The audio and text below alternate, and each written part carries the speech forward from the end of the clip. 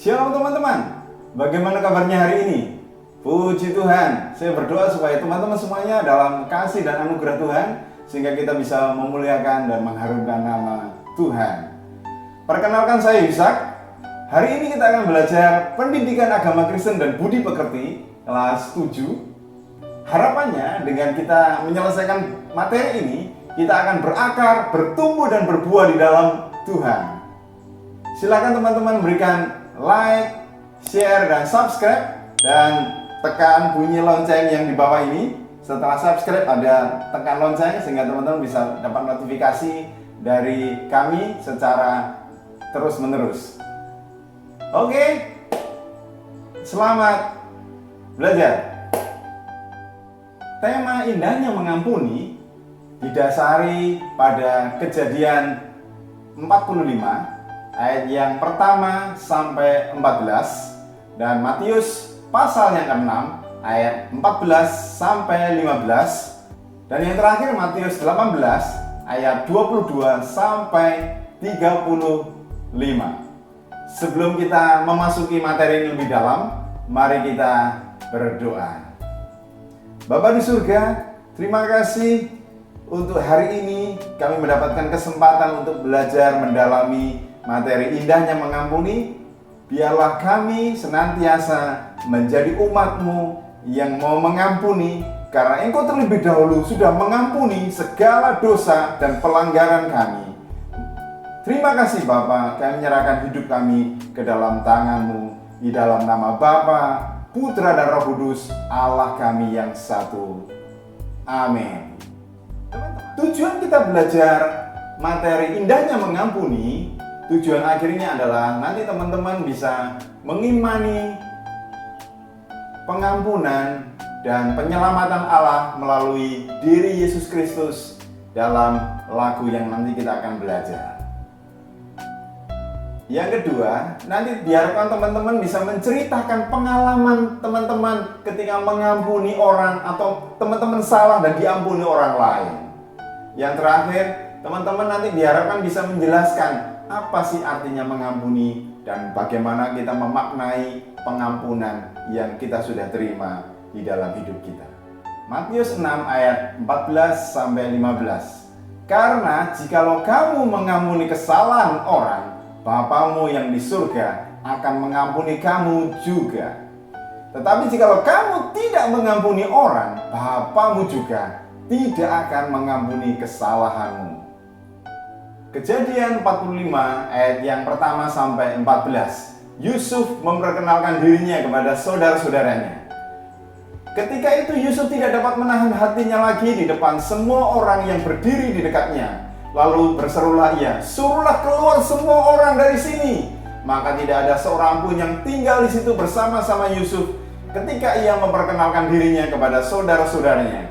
Setelah itu menangislah ia keras-keras sehingga kedengaran kepada orang Mesir dan kepada seisi istana Firaun. Dan Yusuf berkata kepada saudara-saudaranya, "Akulah Yusuf, masih hidupkah Bapa?" Tetapi saudara-saudaranya tidak dapat menjawabnya sebab mereka takut dan gemetar menghadapi dia. Lalu kata Yusuf kepada saudara-saudaranya itu, "Marilah dekat-dekat." Maka mendekatlah mereka, katanya lagi, "Akulah Yusuf, saudaramu yang kamu jual ke Mesir. Tetapi sekarang janganlah bersusah hati dan janganlah menyesali diri karena kamu menjual aku ke sini, sebab untuk memelihara kehidupanlah Allah menyuruh aku mendahului kamu. Karena telah 2 tahun ada kelaparan dalam negeri ini, dan selama 5 tahun lagi orang tidak akan membaca atau menuai.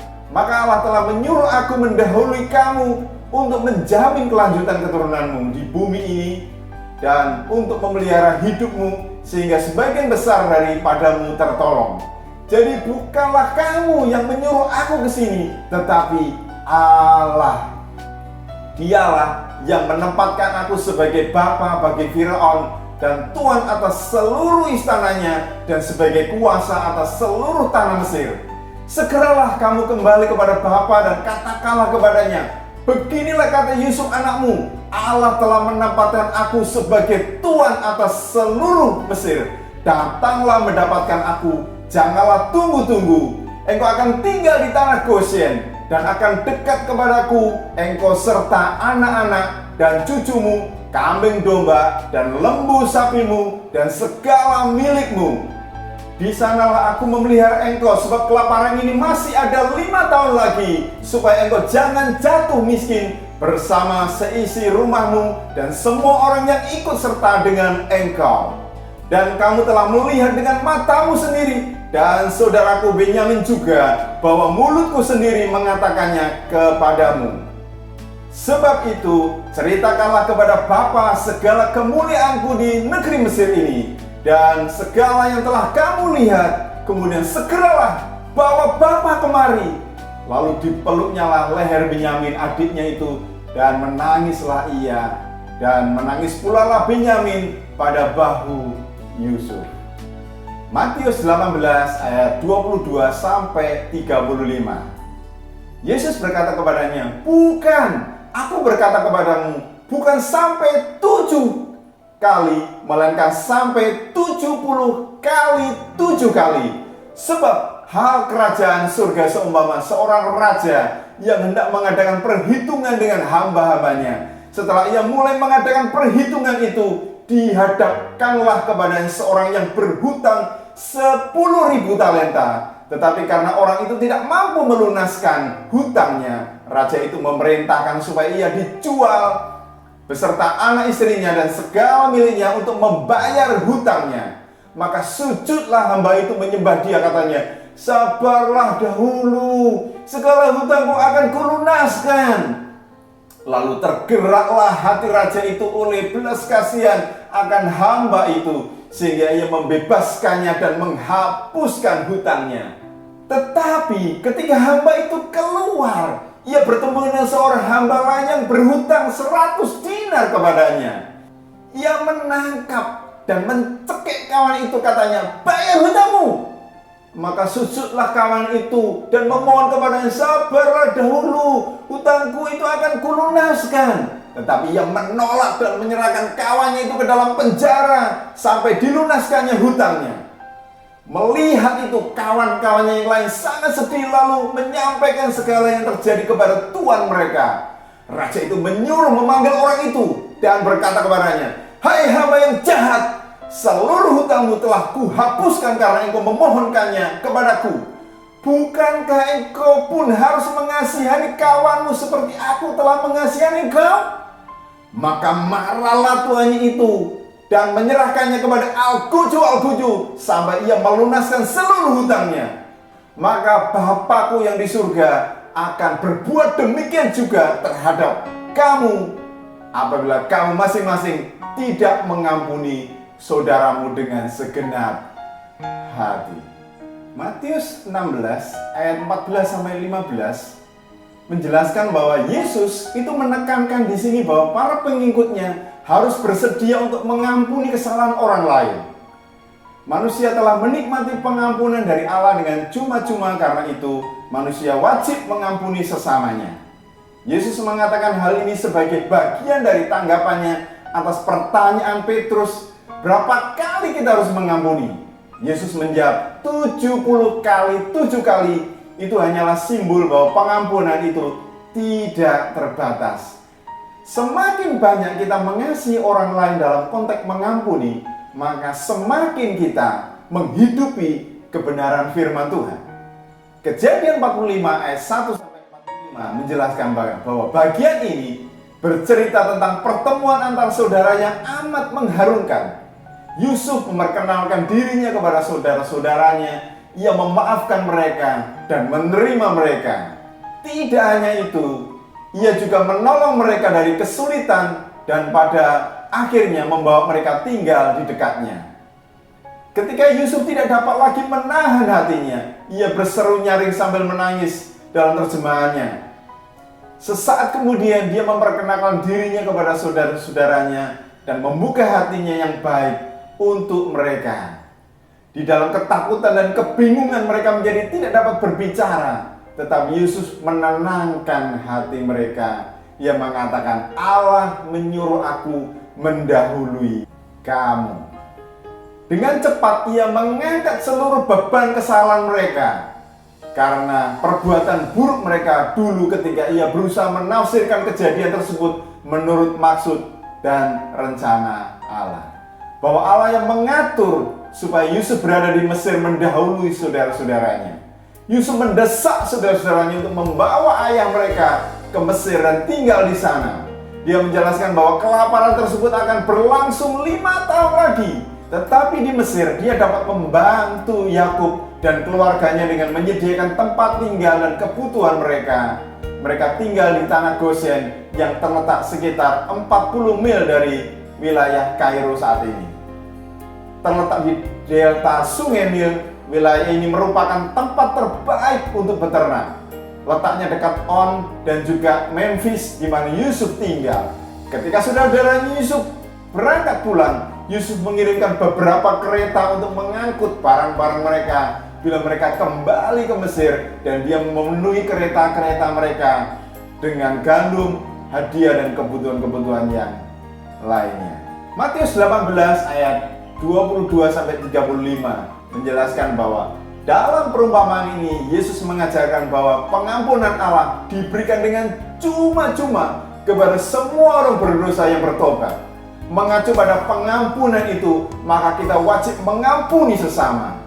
Dengan kata lain, kita telah menerima kasih Allah melalui pengampunannya secara gratis. Maka kita wajib mengampuni sesama juga tanpa syarat. Teman-teman, apakah teman-teman pernah mendengar nama Nelson Mandela? Ia adalah seorang tokoh pejuang Afrika Selatan yang memperjuangkan keadilan bagi kaum kulit hitam di Afrika Selatan yang ditindas dan diperlakukan secara tidak adil. Demi memperjuangkan nasib kaumnya, ia dipenjara lebih dari 20 tahun.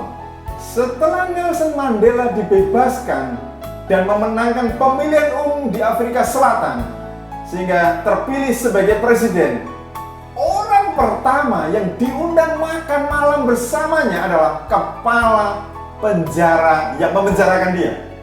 Luar biasa. Padahal pada masa hukumannya itu, kepala penjara itu banyak merugikan dirinya. Ketika para wartawan mengajukan pertanyaan kepadanya, Pak Presiden, mengapa Pak Presiden memberi prioritas kepada kepala penjara yang sering menyakiti Pak Presiden?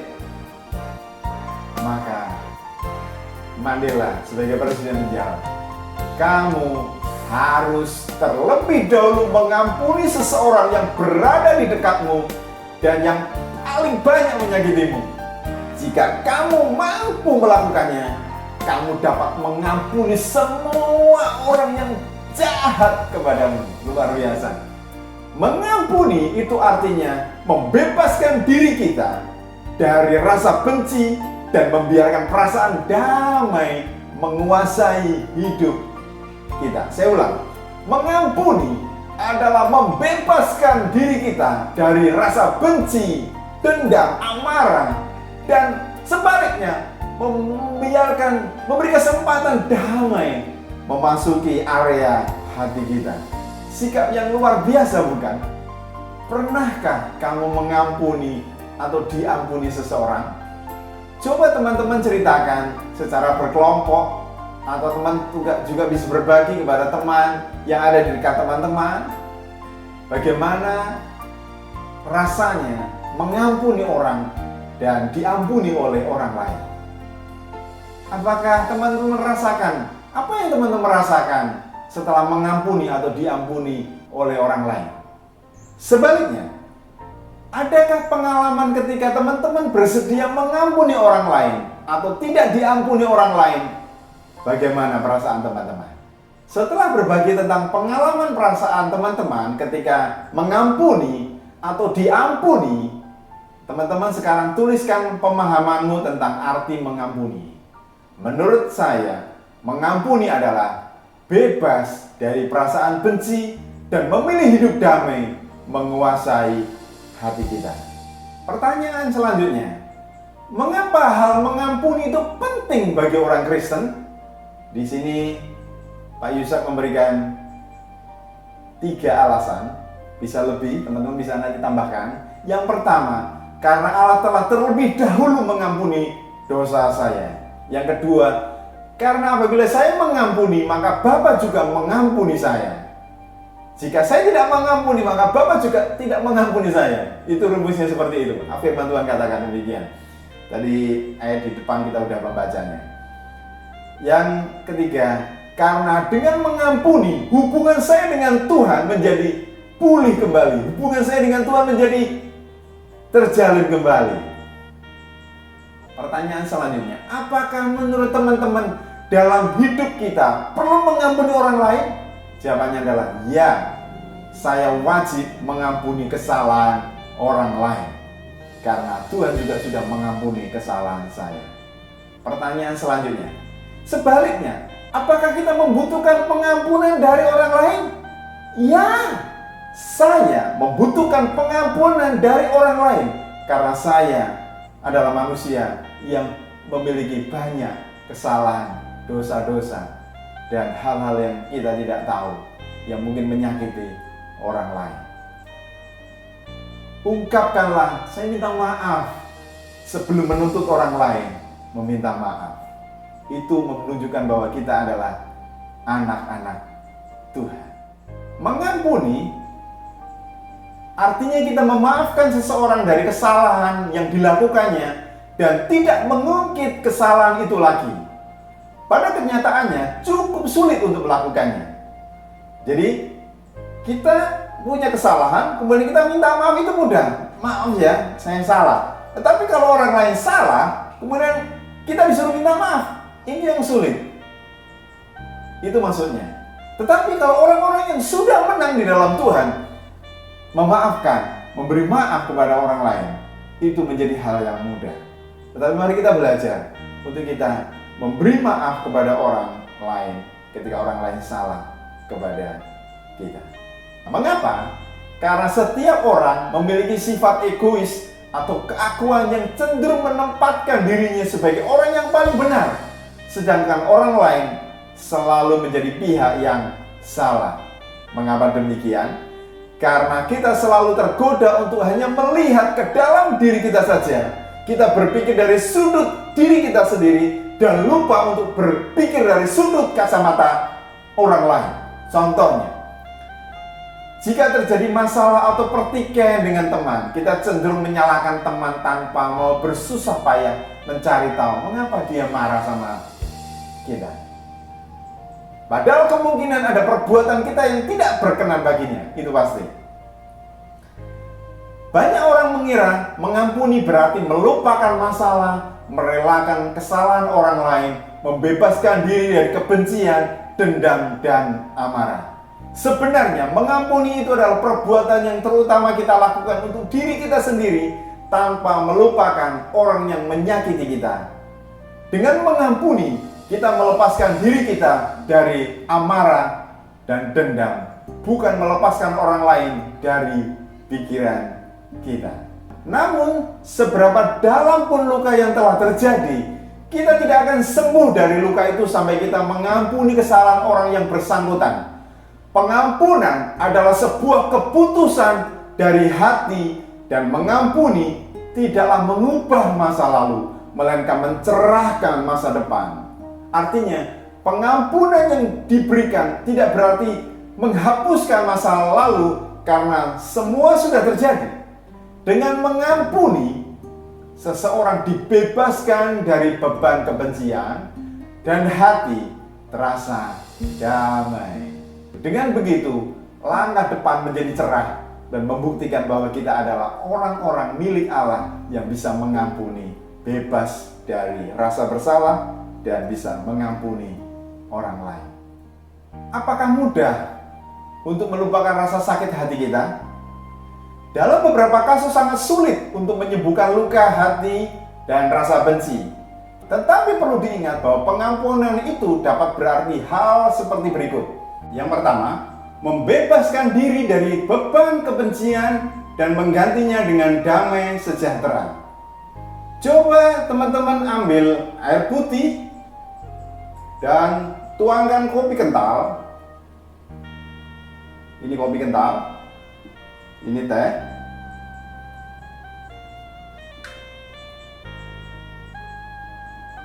saya akan memperagakan bagaimana apa yang terjadi ketika air putih kita tuang dengan air kopi sedikit demi sedikit, maka yang terjadi air itu terkontaminasi oleh larutan kopi. Demikian juga ketika saya isi dengan air teh, maka air yang tadinya bersih itu menjadi kotor karena mendapat masukan dari air kopi. Lama-kelamaan air putih akan berubah menjadi kuning untuk teh dan hitam untuk kopi. Seperti itulah hati teman-teman diubah dari putih yang tadinya putih menjadi hitam. Teman-teman pasti tidak mau kan hati kita diisi oleh hal-hal yang buruk. Yang kedua, tidak berarti kita bersedia terluka untuk kedua kalinya. Yusuf memastikan bahwa saudara-saudaranya telah berubah dan dia tidak akan menjadi korban untuk kedua kalinya. Jadi, teman-teman dapat mengampuni tetapi tidak menyerahkan diri teman-teman untuk menjadi korban kemarahan ataupun tindakan negatif lainnya. Bagaimana mengampuni itu? Pernahkah teman-teman dipermalukan oleh orang lain dan hal itu tersimpan dalam memori kita? Semakin teman-teman mengingatnya, diingat hari ini diingat, sore diingat, malam diingat, besok diingat, lusa diingat, seminggu diingat terus, maka itu akan menghasilkan rasa benci. Coba teman-teman pikirkan, mengapa dia melakukan itu kepada teman-teman? Kemudian coba membuat daftar penyebabnya itu apa. Misalnya mungkin teman-teman pintar atau tekun belajar, atau karena justru teman-teman tidak mau bergaul kepada mereka sehingga mereka memiliki pemahaman yang salah terhadap teman-teman. Mungkin karena kecerobohan teman-teman juga menyebarkan rahasia yang dipercayakan kepada teman-teman, atau karena teman-teman lalai mengundangnya waktu pesta ulang tahun teman-teman. Nah, jadi lagi makan enak-enak gitu, makan capcay, makan hamburger, semuanya ada di depan kita. Kita lupa mengundang mereka, kemudian wah kurang ajar, nggak diundang makan sama si itu, gitu. Mungkin itu, sehingga orang lain berpikir yang negatif kepada kita.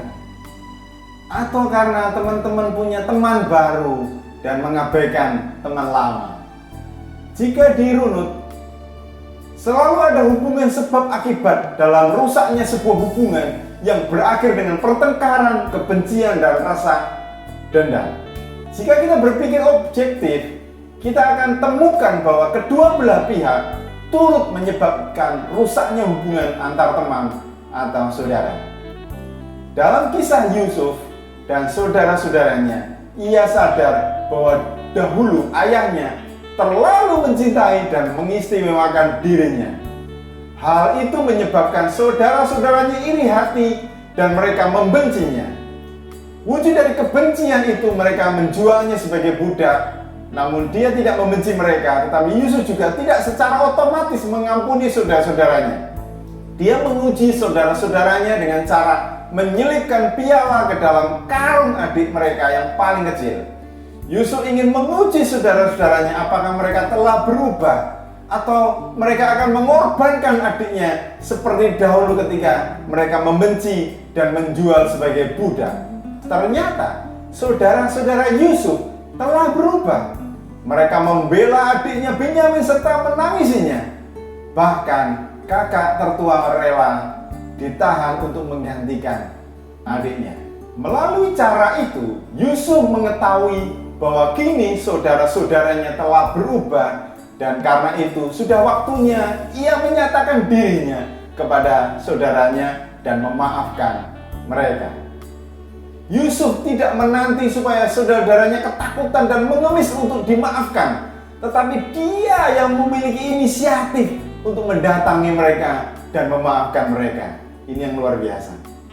Jadi, pengampunan yang kita berikan pada seseorang hendaknya lahir dari niat baik dan ketulusan hati kita. Percuma kita memaafkan memaafkan, tapi hati kita pahit sama dia. Jadi beberapa orang saya melihat orang itu memaafkan, tetapi hatinya tidak memaafkan. Lahir dan batin, apa yang nampak dan apa yang dalam hati kita harus tercermin di dalam sikap dan perbuatan kita, bahwa kita sudah memaafkan orang lain. Yusuf pada dasarnya memiliki hati pemaaf. Sejak dia melihat mereka, dia sudah mulai berupaya menciptakan pemulihan hubungan persaudaraan mereka. Amatlah penting untuk menghubungkan pengampunan atau memaafkan dengan memulihkan hubungan. Mengapa demikian? Jika kita mengampuni seseorang, upaya kita tidak berhenti hanya pada sekedar mengampuni loh. Kita juga berupaya untuk memulihkan hubungan kita dengan orang itu. Sangat dalam arti pengampunan itu. Jadi pemulihan hubungan terjadi ketika pengampunan kita kepada orang lain terjadi dan nyata. Jika mengandalkan kemampuan diri kita sendiri, tentu sulit untuk kita mengampuni orang lain. Untuk melakukan itu, mari kita minta pimpinan Roh Kudus supaya membantu kita, memberikan hikmat untuk kita bisa mampu mengampuni orang yang bersalah kepada kita. Dan juga bersedia memohonkan maaf kepada orang lain atas kesalahan mereka. Pada bagian 3 ini, teman-teman diminta untuk membaca ulang Matius 18 ayat 22 sampai 35 yang di awal tadi kita udah membacanya. Itu berisi tentang perumpamaan mengenai orang yang kesalahannya telah diampuni, tetapi dia tidak mau mengampuni kesalahan orang lain. Sang raja itu adalah gambaran Tuhan, sedangkan orang yang berhutang itu adalah gambaran umat Tuhan.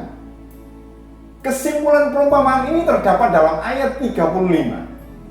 Coba teman-teman diminta menuliskan pendapat teman-teman tentang bagian Alkitab ini dikaitkan dengan topik mengampuni itu apa. Kemudian bandingkan dengan pengalaman teman-teman seperti yang telah dibahas pada pengantar pelajaran kita tadi di awal. Ini Pak Yuson berikan contoh jawabannya. Allah sudah mengampuni semua dosa dan kesalahan saya, maka wajiblah saya juga melepaskan pengampunan kepada orang lain yang bersalah kepada saya. Lepaskanlah pengampunan dengan segenap hati seperti Allah mengampuni kita. Pada kegiatan 4 belajar dari lagu, teman-teman disuruh menyimak lagu berikut dengan teliti, kemudian menyanyikan sambil merenungkan artinya yang berkaitan dengan pengampunan. Apa yang dikatakan lagu ini mengenai pengampunan itu apa? Ulangi lagu ini dalam hatimu dan cobalah untuk mengimani pengampunan Allah dalam diri Yesus Kristus.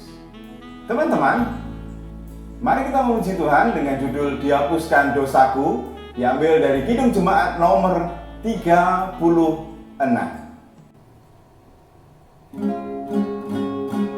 Mari kita menyanyi bersama-sama.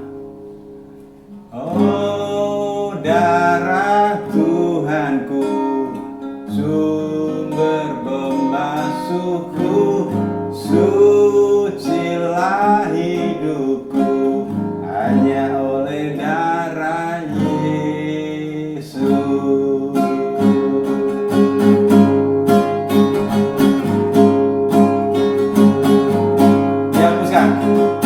Dihapuskan dosaku hanya oleh darah Yesus. Aku pulih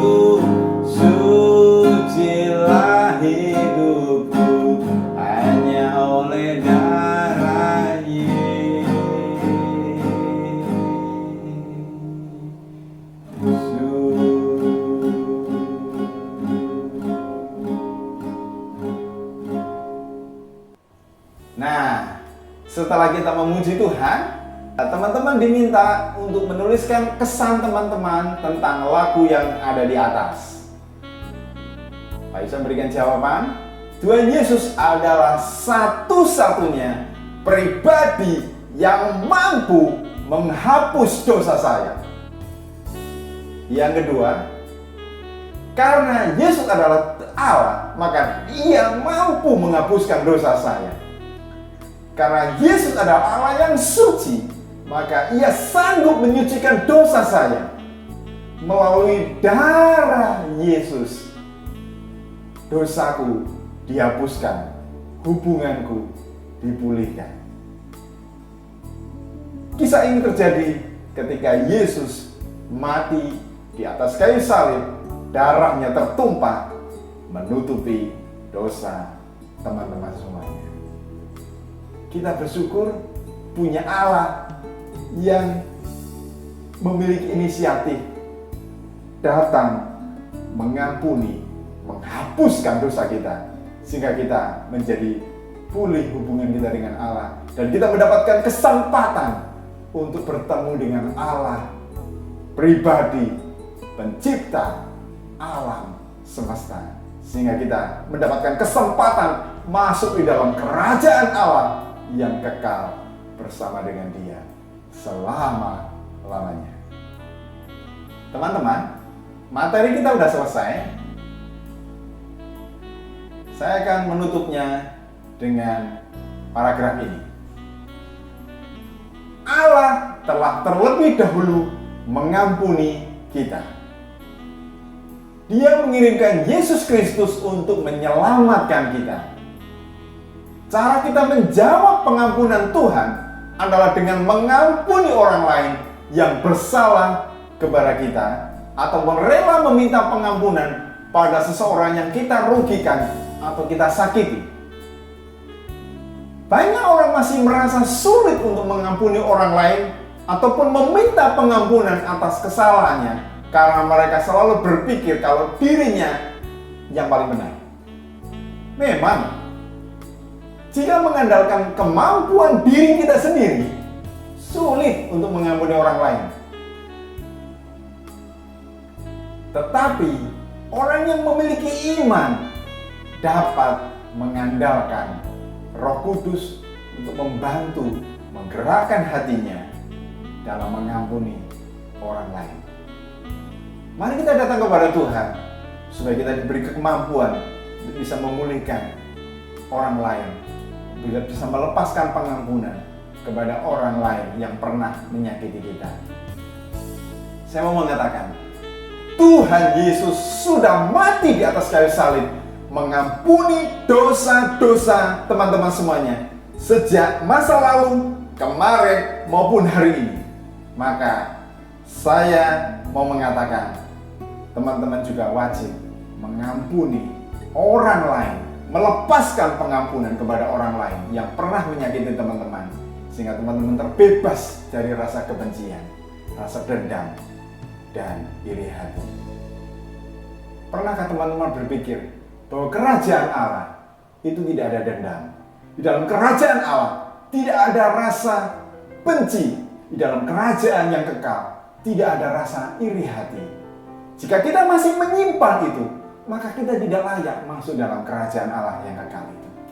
Buanglah itu jauh-jauh. Buang itu dan mari ambil kesempatan datang kepada Tuhan, karena Dia mengasihi teman-teman semuanya. Mari kita melepaskan pengampunan, terutama orang yang pernah menyakiti separah apapun.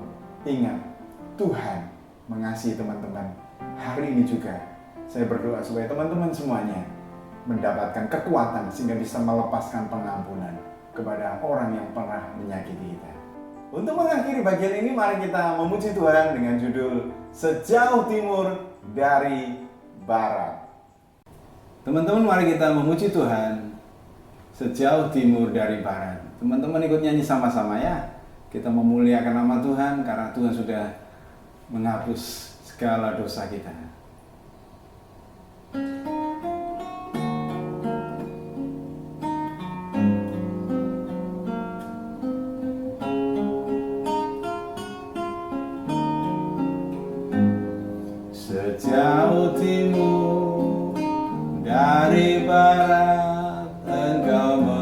membuang dosaku. Tiada kau ingat lagi pelanggaranku. Jauh ke dalam tubir laut kau melemparkan dosaku.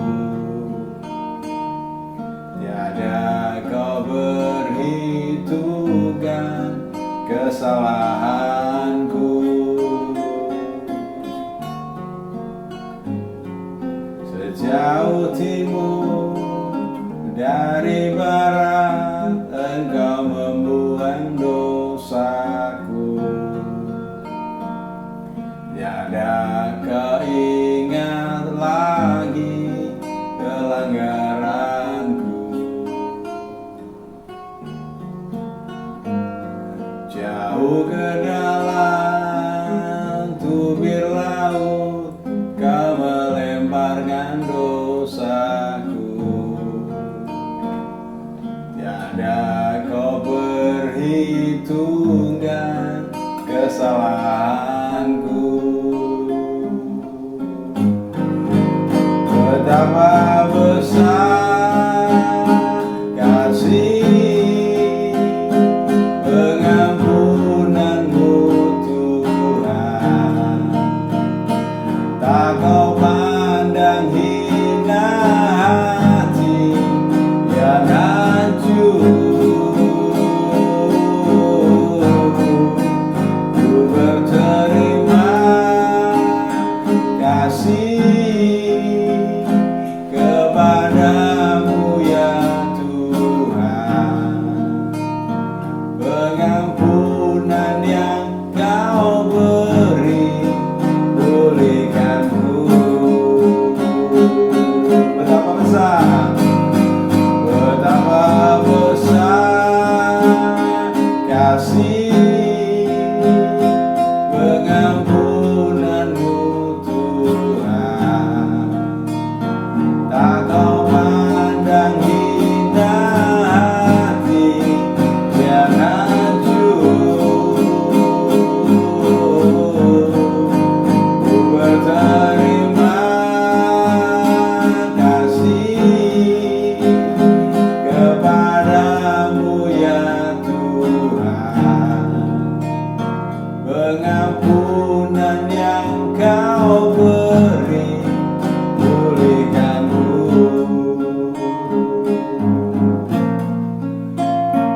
Pengampunan yang kau beri, pengampunan yang kau beri, pengampunan yang kau beri pulihkanku.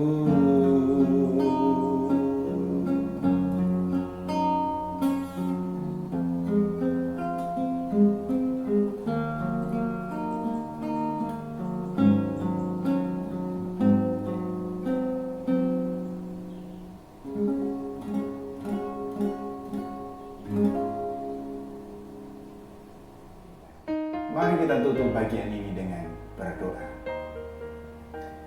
Bapa yang kekal, terima kasih untuk materi tentang pengampunan. Saya secara khusus Tuhan berdoa buat teman-teman saya dimanapun berada, yang saat ini Tuhan masih menyimpan kebencian, masih menyimpan iri hati, masih menyimpan rasa kebencian, dendam, amarah. Tuhan, taruh belas kasihan-Mu supaya dia bisa melepaskan roh pengampunan. Engkau tahu bahwa hamba-Mu ini pernah disakiti, pernah disiksa, pernah ditekan, sehingga sulit rasanya untuk mengampuni. Tetapi Roh Kudus, Engkau berikan kekuatan kepada hamba-hamba-Mu ini Tuhan, supaya mereka juga bisa melepaskan pengampunan. Dan Roh Kudus-Mu berkarya mengampuni dan melepaskan pengampunan ini. Terima kasih Bapa.